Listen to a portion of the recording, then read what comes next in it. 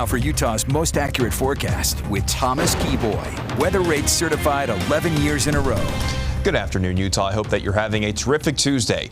Over the last couple of days, we've been treated to some pretty nice warm spring temperatures, and we saw record warmth yesterday. But the record warmth, given the amount of snow that we saw over the winter, leading to those flooding concerns due to the snow melt. We still have the flood warnings for Emigration Creek, the South Fork of the Ogden River, Little Bear River, Garden City, while Cache Valley's in a flood watch. Meanwhile, Thistle Creek still included within a flood advisory, and the Sevier River and the Dolores River in southern Utah are still included in flood warnings as well. So we're keeping a very close eye on those specific waterways, but really all the waterways across the Beehive State. And when it comes to the Ogden River, expecting mainly minor flooding near Huntsville. The Weber River no longer in a flood warning, but we are still seeing above action stage when it comes to the water level. The Little Bear River near Paradise, minor flooding.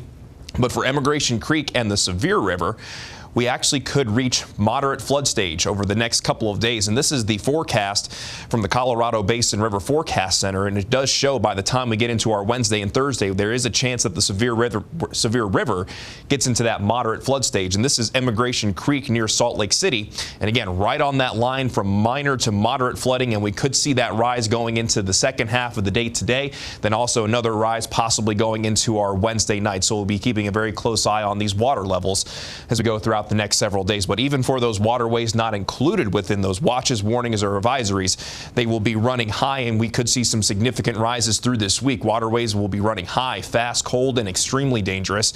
Isolated flooding has and will continue to occur over the next few days. And make sure you're keeping your safe distance from those waterways. Avoid the slot canyons, especially in central and southern Utah. And stay up to date. We're posting the latest information always on abc4.com, and it will, of course, continue to keep you posted here on air as well. On the satellite and radar, and the bigger picture of things, the reason why it's been so warm is we have those winds out of the south. A ridge of high pressure is built in, but that ridge of high pressure over the next few days will start to slide down further to the southeast, allowing that low pressure you see in California to work its way towards us. So we will see cooler temperatures and more active weather by the second half of this work week. But for today and tomorrow, we're going to stay on the warm side of things with mostly sunny to partly cloudy skies and also windy conditions. Got some blowing dust around St. George on this very early Tuesday afternoon. And here's the view from Solitude, where folks are continuing to go down the mountain there. But temperature-wise, most of us are sitting in the 60s and 70s, and even Park City at this point is sitting with a temperature of 51 degrees. As we go through today, daytime highs generally in the 70s and 80s, but if you're in the high country like Park City, that daytime high will top out at 64 degrees. And in portions of northern Utah, we'll see partly sunny skies, because that's exactly what we're seeing in Salt Lake City currently.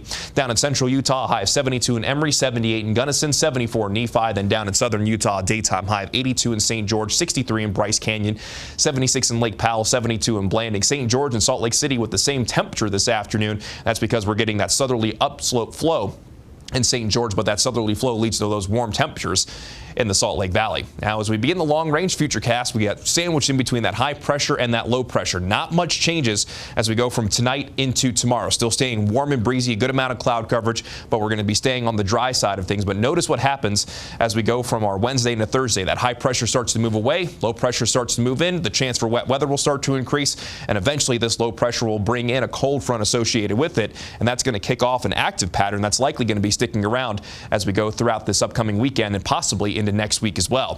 For St. George, daytime highs will go from the low 80s the next couple of days with some windy conditions to seeing a good chance for showers and thunderstorms on our Thursday, and the daytime highs will dial back all the way into the upper 60s, as overnight lows could even drop into the 40s by our Friday morning.